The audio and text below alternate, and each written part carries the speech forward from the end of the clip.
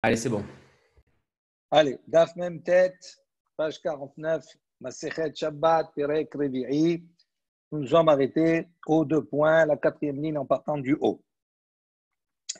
Un bisman she'en lahin. Donc, on avait vu dans la Mishnah qu'on pouvait enfouir avec certains matériaux, comme des herbes, etc.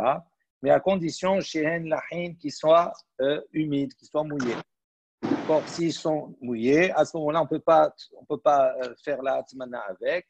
Et s'ils sont secs, à ce moment-là, on peut faire la atmana avec cela. Il va y aller où on a posé la question lahin mehamat atzman ou dilma lahin mehamat davaracher.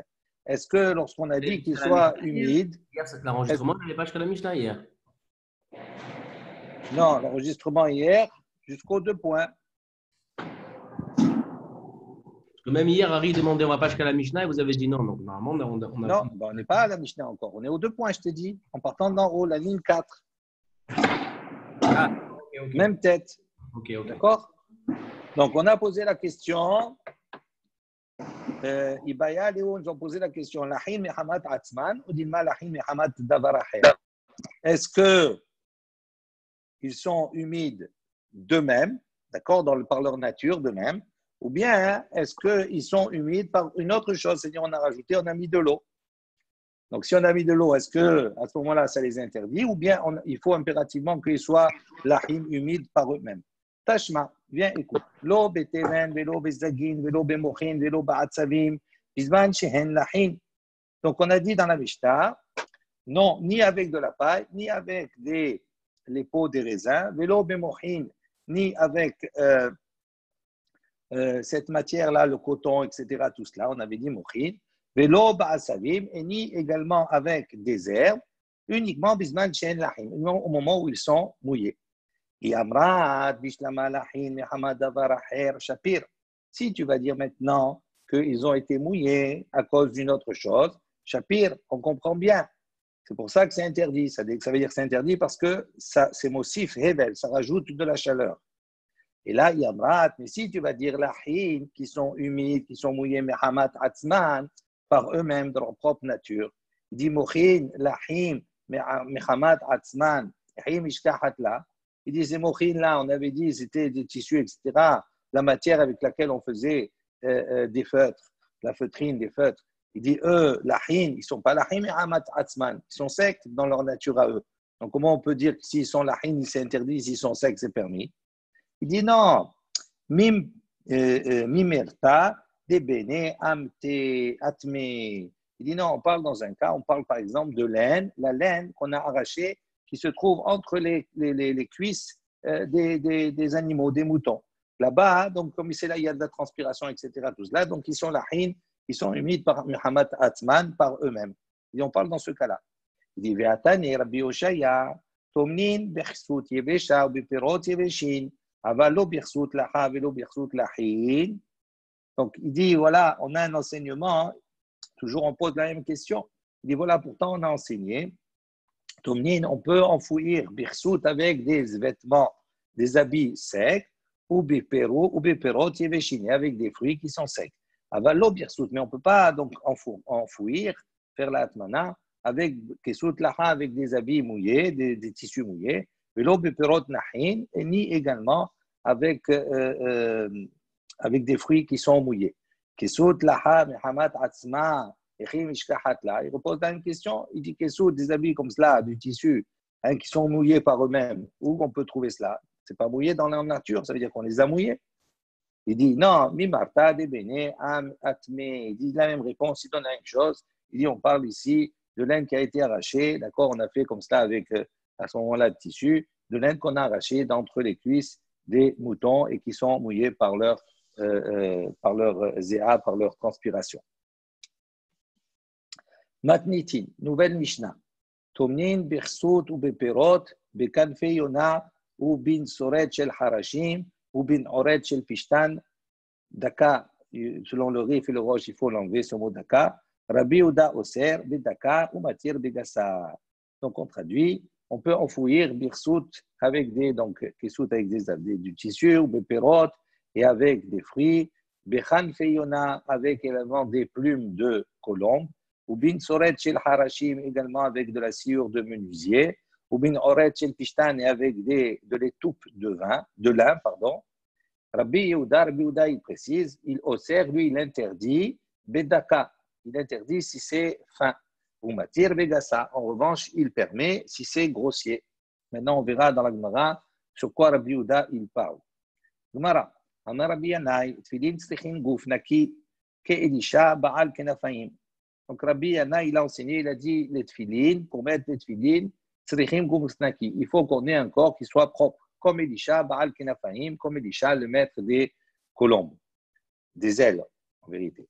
Maï, il dit, qu'est-ce que c'est? Abaye Amar, shelo yafiach bahen. Il dit, qu'est-ce que ça veut dire guf naki? Donc Abaye, il explique, il dit, shelo yafiach bahen, c'est-à-dire qu'au moment où on a les tfilin, on ne doit pas émettre des gaz. Rava Amar, Rava il a dit, Shelo Ishan Ba'en, c'est-à-dire avec les tefilines, on n'a pas le droit de dormir avec. Pour quelle raison on revient sur cette expression Elisha, Ba'al Kenafaim, le maître des ailes? Il dit, pour quelle raison on l'a appelé Ba'al Kenafaim? Je ne sais pas, on raconte une fois, donc une fois la royauté romaine, elle a décrété sur Israël, tout celui qui mettra les tefilines, on va lui arracher son cerveau.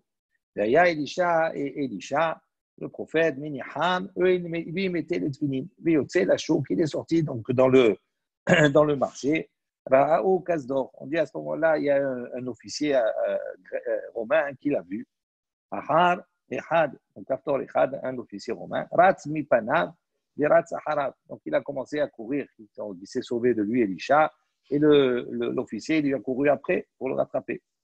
Et lorsque l'officier est arrivé à côté de lui, il a fini par le rattraper.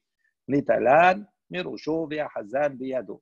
Elisha, il a pris donc cette finine de sa tête, il les a pris, il a pris cette finine et il les a mis dans sa main, il les a cachés dans sa main. Donc il avait des petites filines certainement, pas des gros. Amarlo, il lui a dit, cet officier, il lui dit, qu'est-ce que tu as dans ta main? Ouvre ta main, qu'est-ce que tu as? Amarlo, Kanfeyona, il lui a dit, j'ai des ailes de colombe. Il dit, il a ouvert sa main, et quand il a ouvert sa main, effectivement, il avait cette filine s'était transformée, il y a eu un S en ailes de colombe. Et Fichar, il dit, c'est pour cela, pour cet événement-là, Korin, Oto, Elisha, Baal, Kenafaim, depuis ce jour-là, on appelle Elisha le maître des ailes. Il dit, pour quelle raison, quelle différence y a-t-il? Pourquoi il a dit comme cela, j'ai des ailes de colombe? Et pourquoi il a choisi la colombe? Il n'a pas choisi un autre oiseau, même si la colombe c'est petit, c'est encore plus petit peut-être. Il dit, Mishum, Te'amtil Knesset Israël Liona, parce que l'Assemblée d'Israël est comparée à la colombe. Shineemar, comme il est marqué là-bas dans Tehillim, Kanfei Yona, Nefar Bakesef, il dit les ailes donc, de la colombe sont recouvertes d'argent. Et là-bas, on parle en vérité, c'est une parabole par rapport à Israël qui est comparée à la colombe. Ma Yona, Kanfeam, Ginot Alea, de la même manière que la Yona, la colombe, ses ailes la protègent, Av Israël, même Israël, mitzvot, Meginot Alehem. Même Israël, donc, ce sont les mitzvot qui protègent l'ensemble du peuple d'Israël. Ensuite, on revient. Bin Tsoret, Shel Harashin, Vechoulé, donc on avait dit, avec également la sciure de menuisier, etc., des troupes de lin. Bayaleu Rabbi Yehuda, Anisoret, Shel Harashin Kae, ou Aneoret, Shel Pishtan Kae. Donc là-bas, on a posé la question. Rabbi Yehuda, qui vient à la fin de la Mishnah, encore quand il a dit Oser Bedaka et Matir Begassa. Donc il dit, sur quoi il parle Rabbi Yehuda? Anisoret, Shel Harashin, est-ce qu'il parle à propos de la sciure du menuisier de bois, qui dit là-bas, si c'est daka, si c'est fin, à ce moment-là, c'est interdit parce que ça développe, ça donne beaucoup plus de chaleur, d'accord? Et si c'est gros, c'est moutard. Ou bien, non, il parle à propos d'un ni'oret chez le pishtan, à propos de l'étoupe de lin. Est-ce que là-bas, si c'est fin, c'est assourd, si c'est gros, sur quoi il parle? Tashma, il dit, viens, écoute. Détanyar, Biouda, Omer, Biouda, il a enseigné, ni'oret chez le pishtan daka. Il y aurait donc cette étoupe de lin daka qui est fin, Ariou Kizevel, il est considéré comme il a le même statut que le fumier. Donc ça veut dire quoi? Ça veut dire qu'il dégage beaucoup plus de chaleur. Shmamina, donc on entend ici Anéoret Shel Pishtan, Kae, Shmamina. Donc en vérité, la fin de la Mishnah contre Rabbi Yehuda, il n'intervient que uniquement sur Anéoret Shel Pishtan, où là-bas il donne une précision. Si c'est Daka, c'est Assour, si c'est Gassa, c'est Moutar. Matnitin, il nous l'aide Mishnah. Tomnin, Bishlahin, ou Metaltelin, Otan. Donc, on peut enfouir, d'accord, on peut enfouir Bishlahin avec des pots, des pots des bêtes. Ou Metaltelin, Otan, et on peut, après, pendant Shabbat, les déplacer, ces pots. Begizet, Semer, PN, Metaltelin, Otan. Et on peut donc recouvrir, on peut enfouir, faire la Atmana, Begizet, Semer, avec, on a dit, la laine de la tonte, d'accord, PN, Metaltelin, Otan. En revanche, cette laine-là, cette tonte-là, on n'a pas le droit de la déplacer pendant Shabbat. Ketsad, ou Osé, il dit comment il fait maintenant quand il a enfoui avec Gizet Semer, il a enfoui dans cette tonte-là, dans cette laine-là. Comment il fait pour prendre le plat qu'il a enfoui sans toucher? S'il touche, s'il déplace. Et on a dit, El Metate, il n'a pas le droit de déplacer. Donc c'est Mouksé. Alors comment il va faire? Il dit, Notel et Takisui. Il dit, à ce moment-là, il soulève le couvercle de la marmite et par cette action-là, puisqu'ils entourent tout, ils vont tomber d'eux-mêmes. Donc, il n'a pas besoin de les toucher. Rabbi Elazar ben Azariah, Omer ben Azariah, il dit, Kupa mata al-sida. Il dit maintenant, comment, une fois qu'il a ouvert, comment il peut prendre le plat? Alors, il dit, Kupa mata al-sida. Il va renverser un peu la marmite sur le côté. Il n'enlève pas totalement. Il a mis sur le côté. Mais hôtel. D'accord? Et il prend la base qu'il a besoin pour manger. Parce que s'il va prendre maintenant entièrement la marmite, quand il va prendre la marmite, donc toute la laine elle va retomber, elle va recouvrir le trou. Et à ce moment-là, il ne pourra pas remettre s'il veut remettre la marmite. D'accord? Pourquoi? Parce qu'à partir du moment où c'est Mouktsé, il ne peut plus toucher. Les Chachamim ne sont pas d'accord. Il dit Notel ou Mahazir. Il peut prendre, il peut remettre. Gemara. Yativ Rabbi Yonatan ben Achinai, Rabbi Yonatan ben Elazar, Yativ Rabbi Hadina ben Hamad Abayou. Donc, on raconte qu'il y avait Rabbi Yochanan ben Achinai et Rabbi Yonatan ben Elazar. Ils étaient donc assis ensemble et Rabbi Hanina ben Hamad avec eux. Donc, ils se sont posé la question.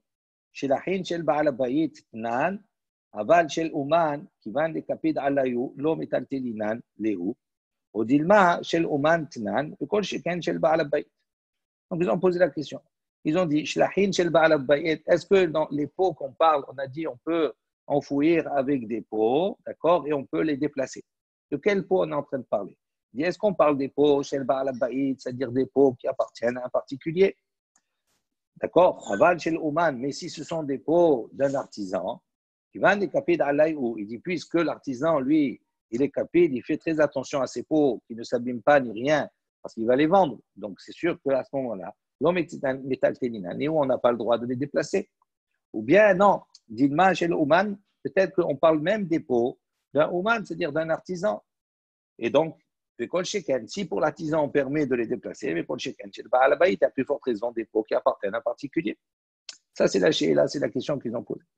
Amali ou Rabbi Yonatan ben Elazar. Donc Rabbi Yochanan ben Elazar, il leur a répondu, il leur a dit, l'istabera, la logique voudrait chez le Baal Abayit qu'on a enseigné des pots qui appartiennent à un particulier. Aval chez l'Ouman, mais des pots qui appartiennent à un artisan. Kapid alayou. Donc il fait très attention à ces pots qui ne s'abîment pas. Donc c'est sûr que là-bas, il ne peut pas les toucher, il ne peut pas les utiliser. Amalou Rabbi Hanina Barhama. Rabbi Hanina Barhama, il lui a dit, Kahama Rabbi Ishmael de Rabbi Yossi. Ainsi, Rabbi Ishmael, le fils de Rabbi Yossi, a enseigné. Abba, Shalacha Abba, il dit, mon père, il était tanneur. D'accord? C'était son travail. C'était un artisan, c'était un tanneur. Ve'amar, et un jour, il a dit comme ça, pendant la semaine, apportez-moi les pots que je puisse m'asseoir, m'allonger dessus. Donc, il dit, voilà, on voit qu'ici, malgré qu'il soit artisan, et même dans la semaine, il n'était pas makpid sur ses pots puisqu'il les utilisait pour s'allonger. Donc, c'est une question, on voit ici qu'on peut parler même des pots de l'artisan. Comment toi, tu as dit qu'on parle des pots du Baal Abayit? Mais Tivé, il vient objecter sur cela. Nisarin shel Baal Habayit metaltelin otan, shel Uman en metaltelin otan. Donc, il y a marqué comme ça, il y a une autre baraïta qui dit Nisarin, des planches shel Baal Habayit, c'est d'accord d'un particulier, metaltelin otan. On peut les déplacer pendant Shabbat, etc. Elles ne sont pas mouxées. Ven Uman, shel Uman. En revanche, les planches d'un artisan, en metaltelin otan. On n'a pas le droit de les déplacer. La tête et si maintenant on a pensé à servir là-bas du pain pour ces invités sur ces planches-là, ben kar ou ben kar, metaltelin, que ce soit pour les planches d'un artisan ou que ce soit les planches d'un Baal Habayit, dans tous les cas, metaltelin, il peut les déplacer. Donc on voit que d'une manière générale, si c'est chez l'Ouman, si c'est les planches d'un artisan, il n'a pas le droit de les déplacer. D'accord. Alors comment toi tu as dit que les pots de mon père, de ton père là-bas, c'est un artisan, ça veut dire qu'on a le droit de les déplacer? Je suis sûr que non. Non, il dit Shané, Nesarim, des capid à Il dit non, ce n'est pas la même chose des planches que les pots. Pourquoi? Parce que sur les planches, l'artisan il est plus macpid, il fait plus attention à ses planches que sur les pots. Pourquoi? Parce que les planches, il fait attention à ce qu'elles ne se déforment pas. Il a besoin qu'elles soient droites, etc. Tout cela. On dit que les peaux, même si elles se déforment, etc., tout cela, c'est pas très grave. C'est pour ça qu'il peut s'allonger dessus. C'est pour ça qu'il y a une différence. Tashma. Maintenant, on va essayer de résoudre également la marloquette entre ces tanaïm là sur les peaux des artisans. Tashma, viens, écoute. Rod ben avoudin ou ben shen avoudin. Mutar li taltenan bi Shabbat. Lo ameru avoudin ila li inyan tum'a bilvad. Alors, ça, c'est l'enseignement. La Baraïta dit comme ça. Rod shel avoudin. Les peaux, d'accord, qui sont ben avoudin ou ben shen avoudin, pardon, qu'elles soient tannées ou qu'elles ne soient pas tannées, d'accord, donc qu'elles soient, on va dire, brutes ou qu'elles étaient déjà travaillées, mutar les taltelan bi Shabbat. Donc il y a une opinion qui dit on peut les déplacer pendant Shabbat, elles ne sont pas considérées comme mouxées. Lo amiru, et la fin de l'enseignement, il dit, lo amiru avoudin, quand on a dit des pots qui sont travaillés ou des pots qui ne sont pas travaillés, la différence qu'il y a, et là, la seule différence, la fin de l'enseignement, il dit qu'il y a entre des peaux tannées et des peaux non tannées, c'est le inyan de Toum'a, d'impureté. Pourquoi? Il dit parce qu'il considère que les peaux qui ont été tannées, à partir du moment où elles sont tannées, elles ont un statut de Kéli. Et donc, elles peuvent recevoir la Toum'a. Tandis que tant qu'elles n'ont pas été tannées, elles sont brutes, donc elles n'ont pas un statut de Kéli, donc elles ne sont pas Mekabel la Toum'a, elles ne reçoivent pas la Toum'a. Il dit ça, c'est la seule différence qu'il y a entre les peaux tannées et non tannées. Maintenant, on va essayer de réfléchir à cet enseignement. Première réflexion. Est-ce qu'on peut dire ici que dans cet enseignement, on n'a pas fait de différence si c'est les peaux d'un particulier ou si c'est les peaux d'un artisan? On n'a pas précisé. On a dit des peaux qui sont tannées, pas tannées, c'est tout. Dis-le, Shel Baal Habayit, il dit non. On parle ici en vérité des peaux d'un particulier. Aval Shel Uman, Mai en metaltenin. Donc maintenant, si tu vas dire qu'on parle d'un particulier, ça veut dire que si c'est les peaux d'un Uman, c'est-à-dire d'un artisan, il dit Mai en metaltenin. Donc quel est le din? En metaltenin, ça veut dire qu'on ne peut pas les déplacer. Alors si on va dire comme ça, Iachi, Hadetane velo amu avudinen alienyantum abilvad. Il dit on ne comprend pas la suite de la Braïta où on nous dit la seule différence qu'il y a entre avoudin et non avoudin, entre tanné et non tanné, c'est uniquement la notion de Tum'a. Il y a une différence entre les deux au niveau de l'impureté. Il dit les flogs, velitne, vedida. Pourquoi on n'a pas apporté la différence justement sur le sujet lui-même en disant de quoi on parle ici, Bechel Baal Habayit, qu'on parle des peaux, d'accord, tanné, non tanné, on parle des peaux, du Baal Habayit, c'est-à-dire du particulier. Aval Bechel Oman, mais si ce sont des peaux qui sont d'un artisan, l'eau, il dit non. Donc on voit qu'ici il y a une différence entre des peaux qui sont travaillées et des peaux qui ne sont pas travaillées. En disant si c'est travaillé, c'est-à-dire si c'est un Oman, ou pas travaillé, c'est un particulier. On voit qu'on n'a pas évoqué cette différence-là entre des peaux tannées et non tannées. On a évoqué une autre différence qui est uniquement celle de la Toum'a. Alors, ce n'est pas juste. Il dit Kula beba la baïd kamaïre. Il dit en vérité, on parle tout dans toute la barita. Ici, on parle du Baal Habayit, c'est-à-dire du particulier. Ketana et ça va comme la discussion, la marloquette qu'il y a également entre Tanaïm. D'accord, ça c'était les Amoraïm. Maintenant, on va parler d'une marloquette Tanaïm dans ce même sens. Que disent les Tanaïm? Les peaux des particuliers, on peut les déplacer. Chez l'Oman, en revanche, les peaux qui sont d'un artisan, on n'a pas le droit de les déplacer. Rabbi Yossé Omer, pardon. Rabbi Yossé dit, Rabbi Yossi n'est pas d'accord. Il dit que ce soit les pots d'artisan ou les pots d'un particulier, les taltelinotan, on peut les déplacer, ils ne sont pas considérés comme mouxés selon Rabbi Yossi. Donc on voit qu'il y a un marloquette, effectivement, déjà Tanaïm, sur cette question et cette discussion qui est entre Amoraïm. Hadour Yadve Vekamiba Yalehu. Donc de nouveau, ils s'étaient assis, tout ce groupe-là, ils ont évoqué un autre problème, ils ont posé une question. Haditnan, ici, il y a une Mishnah qui enseigne, dans Babakama, c'est marqué Avot Melachot Arbaim Haserahat, Keneged Mi Amar Lehu, Rabbi Hanina Barhama, Keneged Avodot, Hamishkan. Donc on a posé la question Avot Melachot, on a dit les travaux, les Avot Melachot, les travaux de base, d'accord, ils sont au nombre Arbaim Haserahat de 40 moins 1, c'est-à-dire 39 travaux. Il dit Keneged Mi Amar Lehu, par rapport à qui, d'accord, on a apporté, on a dit, c'est 39 travaux. Pourquoi ça? Rabbi Hanina Barhama, il dit Keneged Avodot Hamishkan. Il dit c'est 39 travaux, c'est par rapport, si on regarde les 39 travaux qui étaient pratiqués dans le Mishkan pour la construction du tabernacle. Il dit ça correspond aux 39 travaux qui sont interdits le jour du Shabbat. Amal ou Rabbi Yochanan, Rabbi Elazar. Donc Rabbi Yochanan, le fils de Rabbi Elazar, lui a dit Kaham Rabbi Shimon de Rabbi Yosef ben Lekunya. Ainsi, il a enseigné Rabbi Shimon, d'accord, le fils de Rabbi Yosef ben Lekunya, Keneged Melacha, Keneged, c'est par rapport, Melacha, Melachto ou Melechet, Shibbatora, Arbaim Haserahat. Il dit non, c'est par rapport au mot Melacha, Melachto, ou Melechet, donc ces trois déclinaisons du mot Melacha, qui ont si on compte dans la Torah, il dit chez Torah, il y a combien de fois Melacha, Melachto, Melechet, Arbaim Haserahat. Il y a 40.1, 39 fois qui sont répétés dans la Torah. Il dit donc, comme c'est répété 39 fois, c'est par rapport à ça qu'il y a les 39 travaux. Rabbi Yosef, il a posé la question. Donc il dit maintenant, à propos de Yosef, quand Yosef il était donc, chez Poutifar, il y a eu le problème avec la femme de Poutifar, c'est marqué là-bas dans le Passouk, Vayavo Abaïta, il est arrivé, il est allé à la maison, donc Yosef il est rentré dans la maison de Poutifar, la Asot, Melachto, pour faire son travail. Il dit, est-ce que ce Melachto-là, qui est mentionné ici, Miminyanahu, est-ce qu'il fait partie du compte des 39, Olo ou pas? Amali Abaye lui a répondu tout simplement, il était Sefer Torah, Vilimne.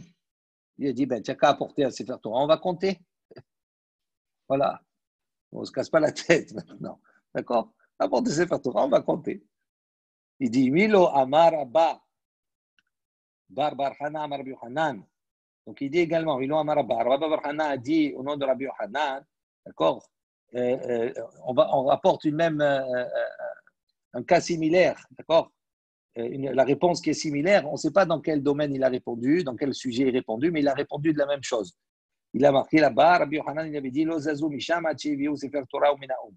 Il dit, ne bougez pas de là-bas, on ne va pas bouger d'ici tant qu'on n'a pas apporté un sefer Torah et on va compter. Donc on voit ici, c'est le même style de réponse qu'il a apporté. Amar lui a dit, il dit maintenant, pourquoi tu poses la question? Pourquoi il pose la question de savoir s'il compte dans le minyan, dans le compte des 39 ou pas? Et il dit en vérité, il dit mon safek, il est comme cela. C'est marqué, il dit à la fin, quand on a fini d'accord, d'apporter tout ce qu'on devait apporter pour la construction du Mishkan, pour le Mishkan, c'est marqué, il dit le travail, Haïta Dayam, il était suffisant. Ça y est, ça suffit. On a arrêté d'apporter, c'est suffisant, on a tout apporté. Il dit, est-ce que Haïta Dayam, Miminyanahu, est-ce qu'il fait partie du compte? Il dit, donc la question elle est comme ça. Il dit, le pasuk de Melacha Haïta Dayam, cette Melacha, ce mot-là, est-ce qu'il compte dans le compte? Et tandis que l'autre pasuk, à propos de Yosef, là-bas, il y a deux manières de comprendre Asot Melarto pour faire son travail. Rabbi Rachid explique, il apporte deux commentaires. Il dit, Asot Melarto, c'est pour faire son travail. D'accord? Il était intendant là-bas, dans la maison de Poutifar, donc son travail, mamash. Et il y a une autre explication qui dit, non, il est rentré là, Asot Melarto, c'est-à-dire pour faire son travail, c'est-à-dire pour aller avec la femme de Poutifar. Il était attiré par elle aussi, il a failli fauter, et Baruch Hashem, il n'est pas tombé dans la faute. Mais il est rentré au départ là, Asot Melarto, pour faire la faute. Alors il dit, si selon l'opinion de celui qui dit la sot seracha pour faire ses besoins, Michnas, il est rentré pour faire ses besoins, c'est-à-dire pourquoi? Pour aller avec elle. Est-ce que c'est comme ça qu'on va compter? Si on dit comme cela, à ce moment-là, le mot melachto, il n'a pas le sens de melacha de travail, donc on ne peut pas le compter. Au dilma, ou bien non, peut-être, vayavo abaita la asot melachto, miminyanahu, peut-être la asot melachto, il est dans le compte. Vehai ve'amelacha taydayam, achi kama, et vehai amelacha aita dayam, et l'autre pasouk. Parce que si on a les deux psukim, on sort du compte. D'accord? Donc il y en a un des deux qui est, c'est ça le safek, qui est bon et qui n'est pas bon. Il dit, ve'amelacha aita dayam, il dit de quoi on parle là-bas, achi kama. Là-bas pour nous dire que le mot melacha, ce n'est pas pour dire qu'il a fait un travail, pour dire que l'ensemble du travail, il a été déjà terminé. Tekou. Donc tout cela, toute cette réflexion et cette question pour arriver à Tekou, hein, donc ça veut dire qu'on est en suspens, on n'a pas la réponse. Et que l'ensemble de quel Tania, travail, du coup? hein? L'ensemble de duquel travail? Si on dit Mishkan, du Mishkan. D'accord? okay. C'est un générique, c'est-à-dire c'est pour dire que maintenant l'ensemble du travail il a été fini. Est-ce qu'on comprend comme cela? Et donc si on comprend comme cela, donc à ce moment-là, et qu'on comprend le premier passou concernant Yosef comme une melacha mamash, à ce moment-là, il y en a un des deux qui compte, l'autre non. Mais pourquoi on dit 40 moins 1 toujours? Ça, c'est une autre question, on y reviendra. Hein, là, pour le moment, on a Abaim Chaser Achat. On verra après, je vous dirai pourquoi, certaines explications qui sont très intéressantes. Tania, on a une baraïta qui dit Keman de Amar Keneged Avodot Ham Mishkan. Donc il y a une baraïta qui va dans le même sens, qui nous dit, comme on a vu précédemment, que les 39, c'est par rapport à Avodot Ham Mishkan, que c'est par rapport aux travaux du Mishkan du tabernacle. Detania, En Chayavim, d'où on voit cela, Detania, une baraïta qui dit En Chayavim, et là à la Melacha, Shekayotse Ba'aita Bamishkan. On est Chayav, d'accord, sur une Melacha que l'on transgresse Shabbat, uniquement dans le cas où elle ressemble à une melacha qui a été faite dans le Mishkan, dans le tabernacle. Hem zarou, au tabernacle là-bas pour le Mishkan, zarou, ils ont semé. Ve'atem, l'otizerou également, vous n'allez pas semer. Hem katserou, ils ont moissonné. Ve'atem, l'otikatserou également, vous n'avez pas le droit de moissonner. Hem elou halakirashi mikalka la agala, eux, ils ont fait monter les planches du sol vers la agala, vers les charrettes. Et vous aussi, vous n'avez pas le droit de déplacer, d'accord, des planches ou un objet de domaine public à un domaine privé. Parce que le domaine public, dans les airs, c'est le domaine public.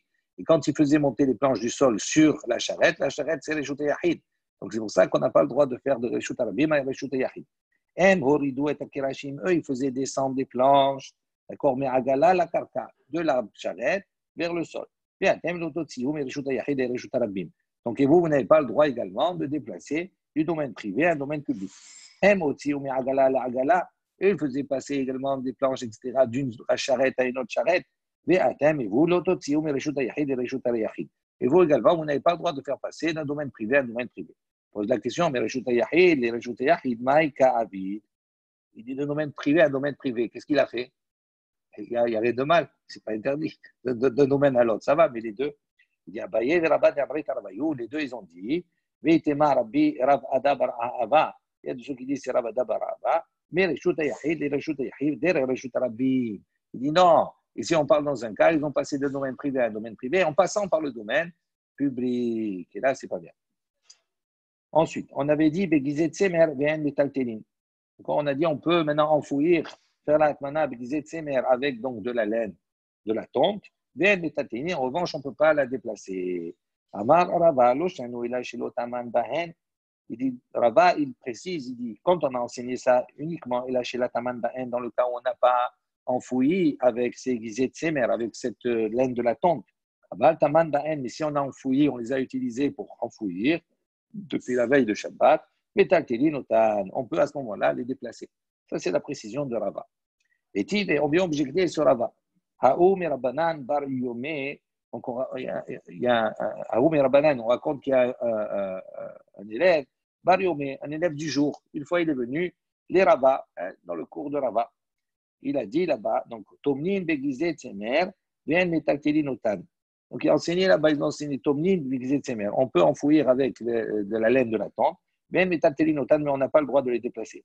Ketzad, il dit comment, on sait comment il fait, Venotel et Akisui, vien no flotte. Il dit comment il fait à ce moment-là s'il n'a pas le droit de les déplacer quand il les a enfouis. Alors il dit, oh, c'est. Donc qu'est-ce qu'il fait? Notel est à Kisui.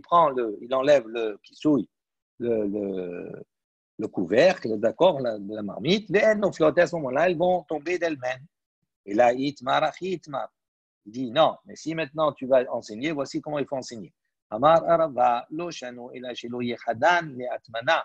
Dit Rava, il a voulu enseigner, il a dit à quel moment on a dit qu'on peut utiliser et qu'on ne peut pas déplacer uniquement dans le cas shelo yechadan, le atmana, où on ne les a pas réservés pour l'enfouissement. Aval yechadan, le atmana. Mais si maintenant, c'est cette laine de la tonte, on l'a, avant Shabbat, on l'a réservée, c'est-à-dire on l'a destinée à faire de la atmana avec, metalteli notan, à ce moment-là, on peut la déplacer. Donc, Rava, il a reprécisé l'enseignement, on a redétaillé la chose en disant à quel moment on peut déplacer ces tzemer, ces guisés de tzemer, uniquement dans le cas où on a fait une azmana, ça veut dire on a réservé cela pour la atmana. Mais si on ne l'a pas réservé, à ce moment-là, on n'a pas le droit de les déplacer.